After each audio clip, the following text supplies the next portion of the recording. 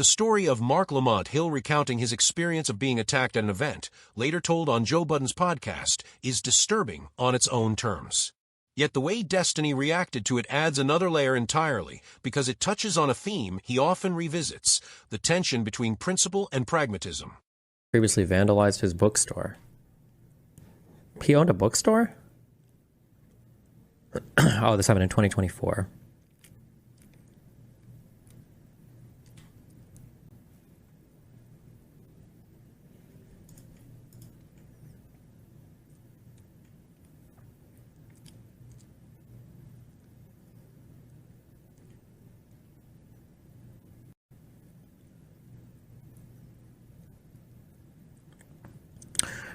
She was mentally ill. She had been stalking me for a couple of weeks, and I didn't know. Damn.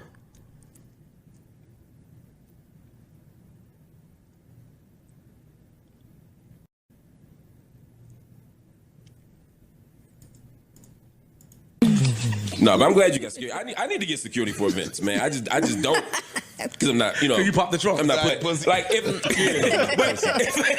but if I were, I would do the thing he did.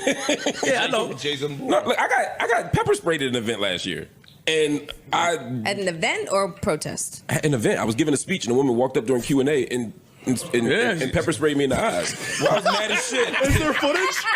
Yeah, there's footage. Oh, somebody find that shit. I'll show it to you. Would you interview her? And you sued. Nigga, please. Never, they did it. Yo, you called the boys. I told them, you can hear me on the tape saying, do not call the police. Again. Because he know, never mind. Because I walk it like I talk it, but I'm just that saying. ain't why. All right. You know What was her reason for pepper spraying? She's mentally ill. She was mentally ill. Oh, okay. She had been stalking me for a couple weeks, and I didn't know, at the store and all these other places. You see it now? And you said don't call the police? Please tell me why. Oh, you did. Yo, she had to go in there by herself. Oh, you did one of them. You took a break. You and the OG. You and the OG had a break. No, I never met her before. I never met her before. She had to walk past them signs by herself. Nigga, I don't even get the joke. You hit it in the back of Uncle Bobby's.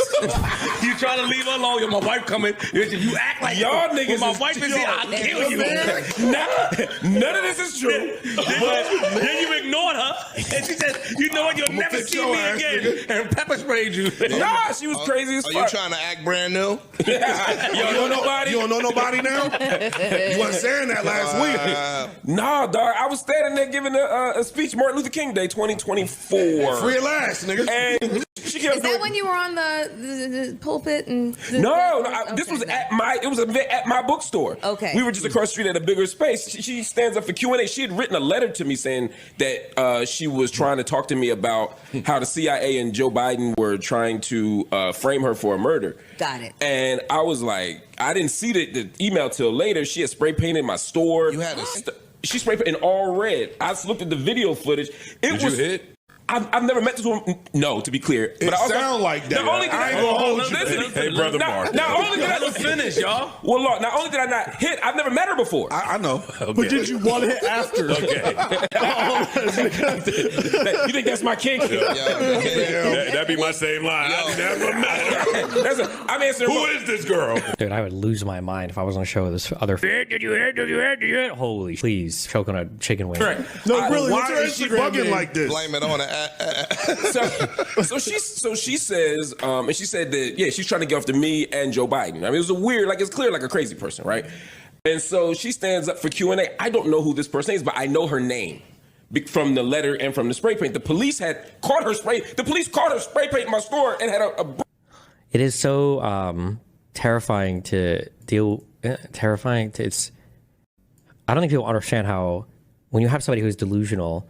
And this is very common when you get messages. A lot of people will open with the CIA or the FBI plus some political figures and blah, blah, blah. It's like, oh, my God. Especially as you grow as a public figure and you start seeing these people and then they start showing up at places. There's nothing you can say or do to dissuade them or talk them out of anything. The one thing I would disagree with here for Mark, I understand his policy of not calling the cops. I get that. But you should absolutely always call law enforcement or something because it's sad, but you have to start a record on these people because they're adults. They'll never get help otherwise. And you're lucky in this event, she just showed up with pepper spray, but this person could have a family, could live with people, could have dependents. could hurt themselves in the future. And if they were to show up and start doing some wacky, if there's already a paper trail on them, sometimes you can get them committed and get them, like, force them to get help. But if there's nothing, and then you're calling for the first time, this person's never going to, until they kill themselves or kill somebody else, or death by cop on accident, you know? Brick in her bag. And they stopped her, but right as she was throwing a brick through the window, they wrote her a ticket and let her go. Right? That was not. Sand Girl used to be so much fun, man. I don't know what could have went wrong. Anyway, she starts coming toward me when she asked the question, and she said, "Hi, my name is so-and-so." It started clicking who she was. I'm on stage. She walking toward me. I'm looking at security. And then she pulls out the bear mace? Well, I didn't know what it was. I just heard her. She was coming toward me. Like a little one? I'm looking at my story. Sound like a vacuum cleaner? It was hooked to her keys.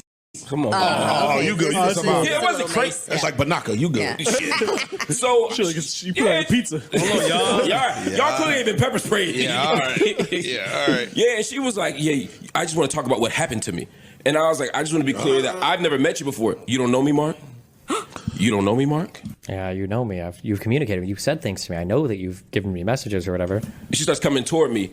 And I said, I need you to stop coming to. I need you to stop walking. What is everybody doing around you, though? I'm trying to picture that. They're sitting on the steps. So They're sitting in the chair. Everybody's just watching. I think we got to it. Yeah, we got it. We figured it out. Yeah. And she starts coming toward me. I'm like, I need you to stop. I need you to stop right now. I'm sitting in a chair. Protected by Viper. Sharon. Stand back. Sharon. And right as I'm coming up, I'm thinking she's reaching for a gun. I was like, if she's about to shoot me, this is a really terrible way to die. This is like when you had to make the lie so elaborate. When you got Every detail. Yo, she had a gun, baby. Boom, look. I seen a shiny thing, but it was just keys. Yeah. So in my brain, I was saying, thank goodness, but then, you know what I'm saying? Before I could do anything, he talking to? she pulled out the spray, got You my told us that. She got me in the eyes. I jumped off the stage. Yo, look, listen. Mark. Okay. I mean, you're kind of pulled off here in this parking lot a little bit. Hill's refusal to involve law enforcement in the aftermath of the attack wasn't just surprising to Joe Budden, it also stunned Destiny. For him, the decision seemed reckless, especially given the seriousness of the situation and the pattern of harassment Hill described. Mark explained that this wasn't an isolated moment. The woman who eventually pepper-sprayed him had been stalking him for weeks. She had spray-painted his bookstore, sent bizarre emails alleging conspiracies involving the CIA and Joe Biden, and eventually confronted him during a Martin Luther King Day event. As Hill recounted, she pulled out pepper spray disguised as a keychain, walked up to him in front of an audience, and attacked. Despite all of this, his immediate reaction was to stop others from calling the police, insisting that she was mentally ill and didn't deserve that kind of response. Joe Budden and his co-hosts were floored by the detail. The idea that someone could be assaulted in such a public way and still argue against calling law enforcement didn't fit into the instinctive response most people have. For Joe, it was shocking. For Destiny, it was frustrating. Destiny's position was that failing to involve law enforcement in situations like this is not only risky, but deeply irresponsible. His reasoning came down to the idea of creating a record. When a mentally unstable person escalates from vandalism to harassment to physical assault, there's every reason to believe that the behavior won't stop there.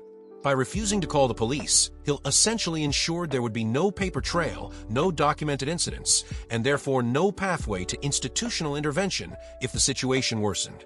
For Destiny, this kind of principle-driven refusal undermines safety not only for Hill himself, but potentially for others connected to the woman.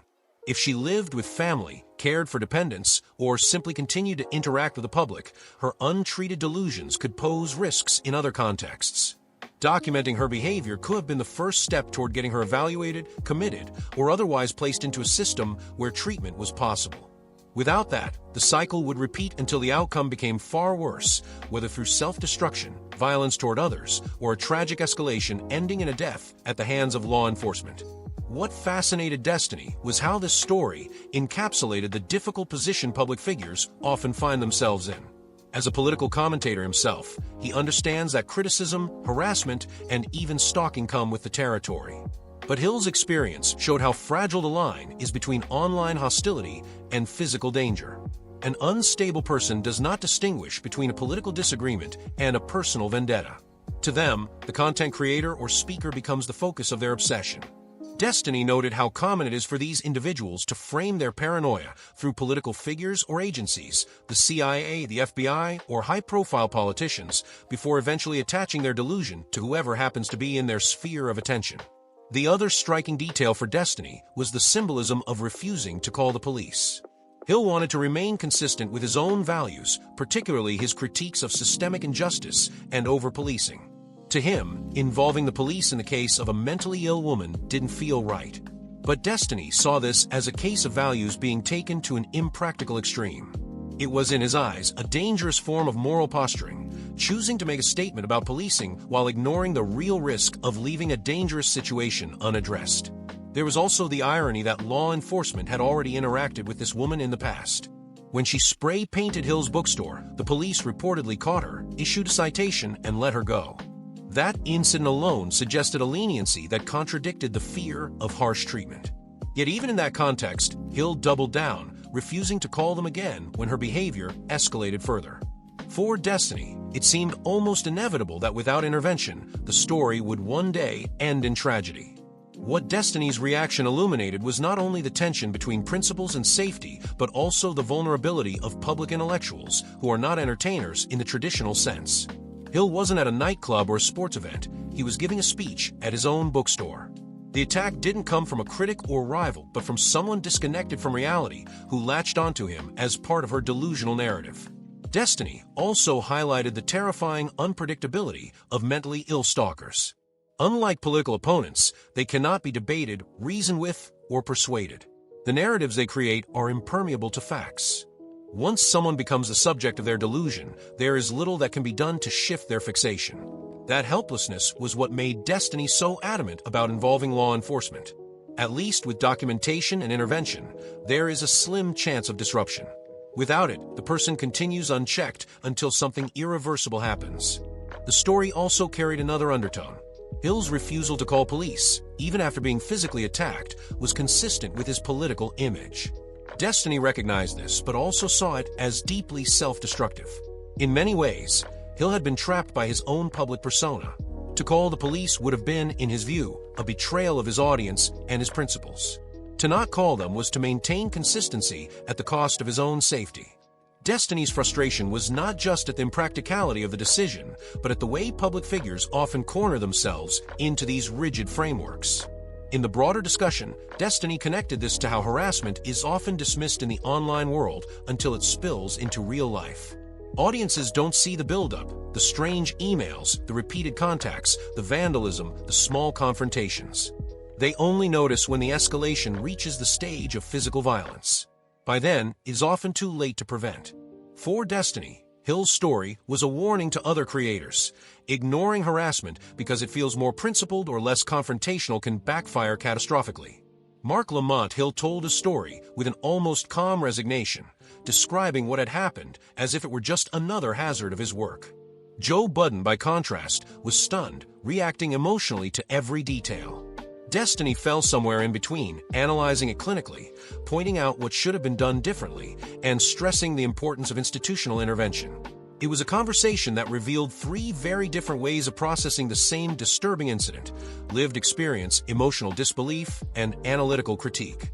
What Destiny made clear is that in situations involving mentally ill individuals who become fixated on public figures, refusing to take protective measures is not noble, it is reckless. To him, Hill's decision to block law enforcement from intervening was not a sign of compassion, but of negligence.